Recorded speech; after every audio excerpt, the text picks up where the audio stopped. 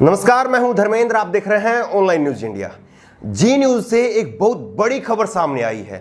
जी news के 28 कर्मचारी corona positive निकले हैं और जी न्यूज की पूरे न्यूज रूम को और स्टूडियो को सील कर दिया गया है। आपको बता दें कि जी न्यूज के editor in chief Sudhir Chaudhary ने 15 मई शुक्रवार को ही जानकारी दी थी कि उनके यहां पर एक कर्मचारी जो कि जी न्यूज की डीएनए का शो जो बनता है सुधीर चौधरी का, उसमें काम करते हैं, उसी के स्टाफ इंचार्ज से उनको कोरोना पॉजिटिव हुआ था। इसकी जानकारी सुधीर चौधरी ने 15 मई को दी थी। अब जो खबर सामने आई है निकल करके, दोपहर में जो खबर आ रही थी वो 13 कर्मचारियों की थी, लेकिन उसके बाद में शाम को 6:41 पर खुद सुधीर चौधरी ने ट्वीट किया और अपने ट्वीट में कहा कि उनकी कंपनी के 28 कर्मचारी कोरोना पॉजिटिव हो गए हैं। उसके बाद में जी न्यूज ने अपने पूरे स्टूडियो को सील कर दिया है। आपको बता दें कि मीडिया कंपनी जी न्यूज का नोएडा में स्थित दफ्तर कोरोना वायरस की चपेट में आ चुका है। यहां कोरोना के कई मामले सामने आए हैं, जिसके बाद पूरी बिल्डिंग को खाली करा लिया गया है। कंपनी की तरफ से जारी एक बयान में बताया गया है कि सभी जरूरी एहतियात बरती जा रही है। फिलहाल पूरा सेटअप कंपनी की दूसरी बिल्डिंग में शिफ्ट किया जा रहा है। जी न्यूज का स्टूडियो सील हो चुका है। इतनी बड़ी संख्या में कोरोना पॉजिटिव कर्मचारियों के मिलने के बाद जी न्यूज ने अपना स्टूडियो और पूरा न्यूज रूम सील कर दिया है। फिलहाल पूरे ऑफिस को सैनिटाइज किया जा रहा है। जब तक ऑफिस सैनिटाइजेशन नहीं हो जाता है तब तक बाकी के कर्मचारी दूसरे ऑफिस से काम करेंगे। कंपनी की तरफ से यह भी बताया गया है कि टेस्टिंग लगातार जारी है। बाकी के सभी कर्मचारियों का भी टेस्ट किया जा रहा है। जी मीडिया कॉर्पोरेशन लिमिटेड में 2500 कर्मचारी काम करते हैं। कंपनी ने इसे एक चुनौती भरा वक्त बताया है और अपने कर्मचारियों की जल्दी ठीक होने की कामना की है।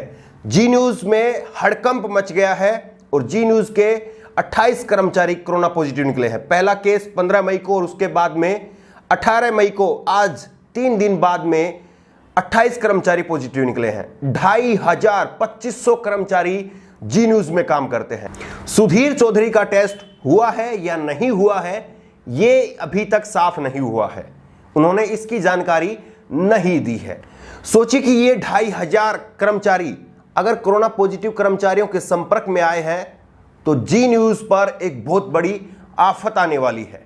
अभी फिलहाल जी न्यूज जो है वो जारी रहेगा। स्टूडियो जो है वो सील हो चुका है, न्यूज रूम सील हो चुका है।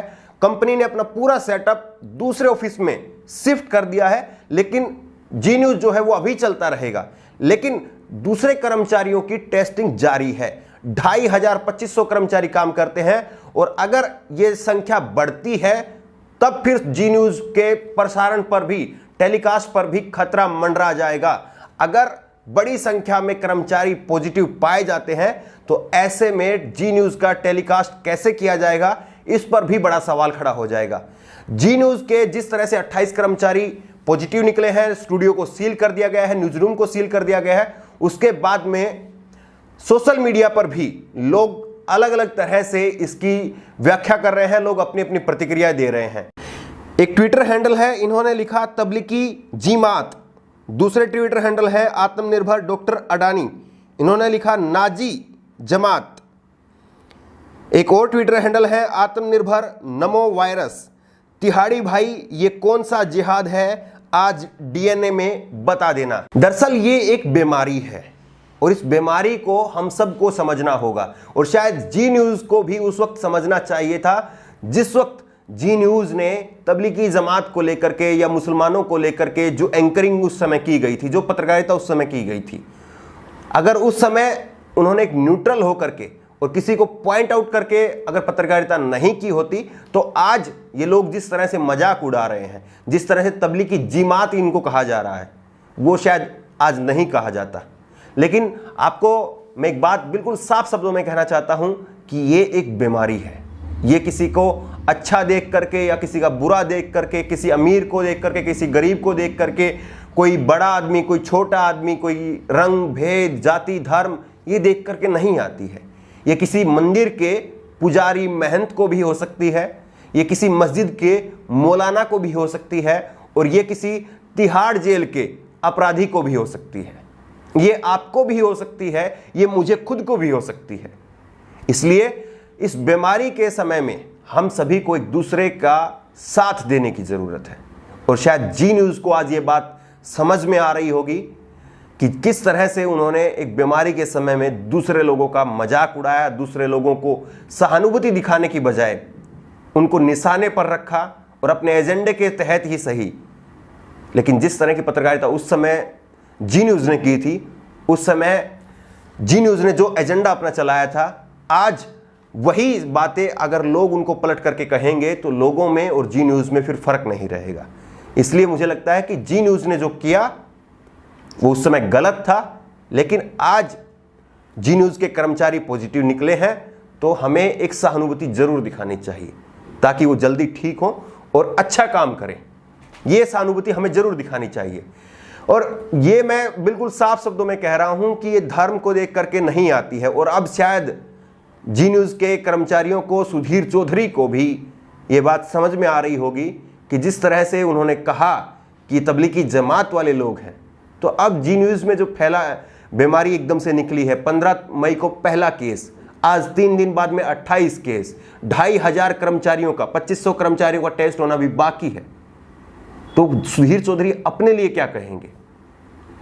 अपने को कौन सा जिहाद वो कहेंगे कि ये कौन सा जिहाद वायरस है? ये वाकई सवाल बनता है। क्या सुधीर चौधरी इस पर भी इसी तरह से डीएनए कर सकेंगे जिस तरह का डीएनए उन्होंने जमातियों के लिए, मुसलमानों के लिए या और दूसरे लोगों के लिए किया? ये सच है कि जी न्यूज़ के 28 कर्मचारी कोरोना पॉजिटिव निकले हैं। न्यूज़ रूम को सील कर दिया गया है, स्टूडियो को सील कर दिया गया है। लेकिन मुझे निजी तौर पर लगता है कि किसी का भी बीमारी में और बीमारी के इस समय में मजाक नहीं उड़ाना चाहिए। भले ही आप जी न्यूज़ की पत्रकारिता से इत्तेफाक रखते हैं, नहीं रखते हैं, वो किस तरह की पत्रकारिता करते हैं, आपका उस पर सवाल उठाना लाजमी है। लेकिन इस तरह जब कोई व्यक्ति बीमारी की चपेट में आ जाए तो उसे सहानुभूति रखनी चाहिए।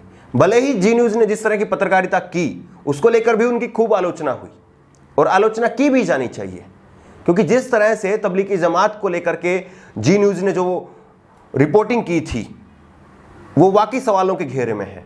और जिस तरह से तबलीगी जमात के आने के बाद में जी न्यूज़ ने एक कोशिश की कि हरा रंग का वायरस जो है वो साबित कर दिया जाए, उनके कई सारे एंकर्स की तरफ से इस तरह की कोशिशें दिखी थी। लेकिन आज जब जी न्यूज़ के 28 कर्मचारी खुद पॉजिटिव निकले हैं, 2500 कर्मचारियों का टेस्ट होना भी बाकी है, और सुधीर चौधरी का टेस्ट हुआ है या नहीं हुआ है ये अभी साफ नहीं है। इसीलिए कहते हैं कि कभी किसी के लिए बुरा मत सोचो, क्योंकि बुरा वक्त कभी किसी का बोल करके नहीं आता है, और बुरा वक्त कब आपका आ जाए वो मालूम नहीं पड़ता है। आज जी न्यूज़ का वाकई एक बुरा वक्त है। 28 कर्मचारी उनके पॉजिटिव हो गए हैं, और अगर 2500 कर्मचारियों में से और ज़्यादा कर्मचारी भी अगर पॉजिटिव निकलते हैं तो ऐसे में जी न्यूज़ के टेलीकास्ट होने पर भी जो है वो खतरा बन जाएगा। उम्मीद की जानी चाहिए कि वो कर्मचारी जो हैं, जो पॉजिटिव निकले हैं, वो भी जल्दी ठीक होंगे, और जो देश भर में जो लोग पॉजिटिव निकल रहे हैं 1 लाख के करीब जो है वो अब संख्या पहुंचने वाली है, वो लोग भी जल्दी ठीक होंगे। क्योंकि किसी भी बीमारी का देश के लिए, देशवासियों के लिए ठीक नहीं है, और सब लोग ठीक होकर के ठीक मानसिकता के साथ में दोबारा से अपना काम सही तरीके से करेंगे, और इस बात का खास ख्याल रखेंगे कि बुरा वक्त और बीमारी किसी को भी हो सकती है। किसी का धर्म देख करके उसके ऊपर उंगली उठाने का काम नहीं करेंगे।